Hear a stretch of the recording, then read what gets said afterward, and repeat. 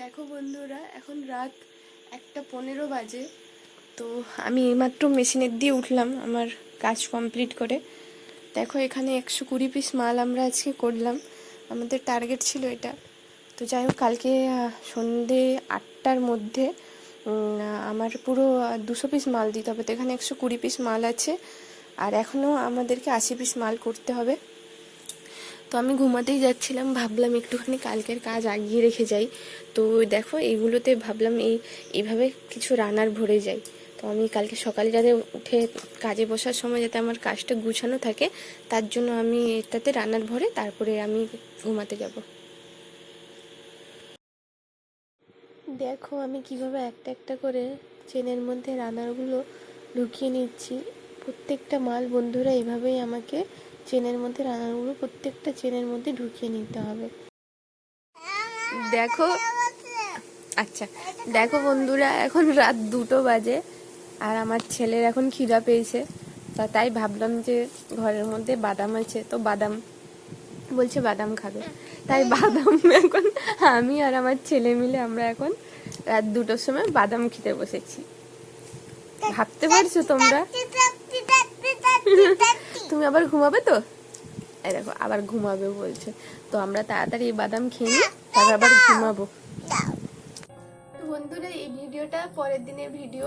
তো আমার ছেলে তোমরা জানোই কাল রাত্রেবেলা অনেক লেট করে ঘুমিয়েছে, মানে 2টোর সময় উঠে গেছিল আর তারপরে 4টের সময় ঘুমিয়েছে। তো আমিও প্রায় 4টে পর্যন্ত পুরো জাগাই ছিলাম।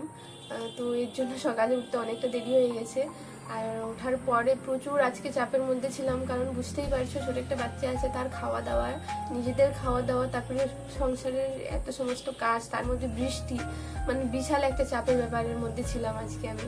তো তাই আমি ভিডিও নিতে পারিনি, ক্ষমা করো তোমরা আমাকে। তো আমি আমার সংসারের কাজ কিভাবে কি করি আমি অবশ্যই তোমাদের সাথে শেয়ার করব। তোমরা তো প্রচুর এই সমস্ত ভিডিও দেখো, তাই আমি আর ওই সমস্ত মানে খুব একটা মানে কেয়ার করছি না ওই দিকের ভিডিও করার জন্য। তোমরা তো অনেক ভিডিওতেই দেখো সংসারের কাজ, সংসার কিভাবে গুছিয়ে করতে হয়। তো আমি একটা কথা অবশ্যই বলবো তোমাদেরকে বন্ধুরা, কারণ এই সংসারে হচ্ছে আমি, আমার হাজবেন্ড আর আমার 3 বছরের ছেলে, আমরা 3জনই আছি। আমার শাশুড়ি আমাদের সাথে থাকেন না, উনি হচ্ছে নিজের মেজ ছেলের সাথে থাকেন। আমরা হচ্ছে ঘর ভাড়ায় থাকি আমরা 3জন। তো প্রচুর মানে আমাদের একটা অনেক বড় কাহিনী আছে, তোমাদের সাথে পরে অবশ্যই শেয়ার করব। তো আপাতত বন্ধুরা তোমাদের কাছে হাত জোড়ে করে বলছি, তোমরা প্লিজ আমার চ্যানেলটাকে অবশ্যই সাবস্ক্রাইব করবে, কারণ তোমাদের সাপোর্টের সত্যি প্রচুর প্রয়োজন আমার। তো তোমরা আমার সাথে থেকো, আমার ব্যাপারে অনেক কিছু জানতে পারবে। আর আমরা কিভাবে কি কাজ করি দেখালাম তোমাদেরকে, অবশ্যই আবার একবার বলে দিচ্ছি যে আমরা হচ্ছে ব্যাগের কাজ করি। তো ব্যাগের কাজ আমিও ব্যাগের কাজ করি, আমার হাজব্যান্ডও ব্যাগের কাজ করেন। তো উনি হচ্ছে আগে আমাদের নিজেদের ব্যবসা ছিল, কিন্তু করোনা কালে আমাদের একটা ছোটোখাটো ব্যবসা সেটা বন্ধ হয়ে গেছে, কারণ তোমরা জানো যে গরিব মানুষে আমরা।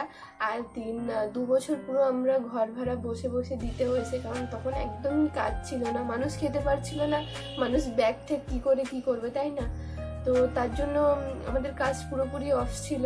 তা পুরো বসে বসে ওই টাইমটায় আমাদের টাকাগুলো নষ্ট হয়েছে, আমাদের যা পুঁজি ছিল সব নষ্ট হয়ে গেছে ওর মধ্যে। এখন আমরা একটা লোকের কাজ করছি, ওনার কাছ থেকে কাটা মাল নিয়ে এসেছি, মানে কাটিং করা থাকে, আমরা শুধু সেলাইটা করি। তো আমরা শুধু সেলাই রেটটাই পাই মালের। তো তোমরা দেখো, তোমাদের অবশ্যই ভালো লাগবে। আর আশা করবো তোমরা অবশ্যই আমাকে সাপোর্ট করবে বন্ধুরা।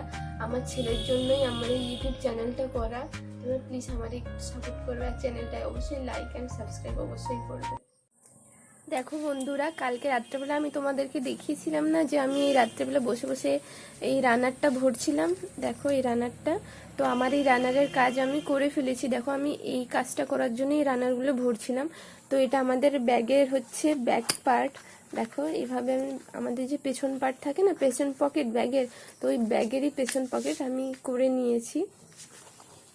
দেখো এখানে সবগুলো মালেরই আমার পেছন পকেট করা হয়ে গেছে। দেখো, আর বন্ধুরা আরেকটা জিনিস অবশ্যই বলবো, আমরা যেহেতু হাতের কাজ করি আর আমাদের ঘরে প্রচুর জিনিসপত্র এদিক ওদিক থাকে। দেখো চারিদিকে কিছু না কিছু তুমি ঠিক দেখতে পাবে, দেখো চারিদিকে কিছু না কিছু আছে ছড়ানো। তো ওইদিকে যেও না। আর হ্যাঁ, আমি একটু ঘর টর গুছানোর টাইম কমই পাই, কারণ হচ্ছে লোকের কাজ করি তো। যদি ওরা বলে যে আমার আজকেই মাল লাগবে, তো যে হোক করি কষ্টে সৃষ্টে আমাদেরকে সেইভাবে খেয়ে না খেয়ে আমাদেরকে তার কাজটা তুলেই দিতে হয়। তো দেখো বন্ধুরা, আমি কাজে বসে পড়েছি। আর এই আমাদের অভাবের সংসারে আমি পুরোটা চেষ্টা করি যাতে আমি আমার স্বামীর সাথে আমি তাল মিলিয়ে কাজ করতে পারি। বোঝোই তো, একা সংসারে একটা ছেলে আছে, অনেকটাই কষ্ট হয়। তবুও আমি পুরো চেষ্টা করি যাতে আমি আমার কাজ মানে আমার স্বামীর সাথে আমি কাজ করি। দেখো, আমি এখানে বিছানা টিছানা সব রেডি করে ছেলেরা ঘুম পাড়াচ্ছিলাম, কিন্তু ও ঘুমালো না। কি করবো, তাই আমি চললাম আবার কাজে বসতে। আর ওকে বললাম যে ওর বাবা যখন আসবে তখন আবার ঘুম পাড়িয়ে দেবো। কি করবো, সময় নষ্ট করতে লাভ নেই। দেখো 12টা বাজতে যায়। এই দেখো, ভালো করে দেখো, 12টা বাজতে যায়। আধা ঘন্টা কাজ করলে আমার কাজটা অনেকটা এগিয়ে যাবে। আধা ঘন্টা হবে না। দেখো, ও কিন্তু ডিস্টার্ব করার জন্য মেশিনে উঠে পড়ছে। এখন আমি স্পিডে কাজও করতে পারবো না। সব মিলায় বাজে একটা ব্যাপার। মালটা আজকে তুলতে পারলাম না। রাত্রি 8টার সময় মাল দেওয়ার কথা ছিল, আর কালকে রাত্রি 8টার সময় তো মাল দিতেই হবে যে হোক করে। এখানে দেখো, আমি এই কাজ করা হয়ে গেছে। আর দেখো, এখানে এক্ষুনি পড়তো উপর থেকে, এক্ষুনি আর একটুতে পড়তো। তো এরকম জ্বালাতন করে কাজের মধ্যে দেখো তার ঠার রয়েছে, কিছু বোঝে না, বাচ্চা মানুষ, মাথাটা কেমন গরম হয়। দেখো, রাতে 1টা বাজতে যায়, আর আমার ছেলের অবস্থা দেখো, এখনো পর্যন্ত জ্বালাতন করছে। দেখো, আমি এই কাজটা করছিলাম।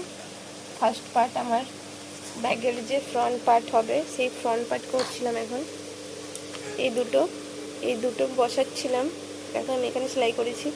তো আমার ছেলে মোটে করতেই দিচ্ছে না। দেখো, এখনো কত মাল আছে, এতগুলো মালে আমার এই টোকেন আমার বসাতে হবে। আর আমার ছেলের অবস্থা দেখো, ফালতু কারণে রাত 1টা বাজলো, কিন্তু কাজের কাজ কিচ্ছু হলো না।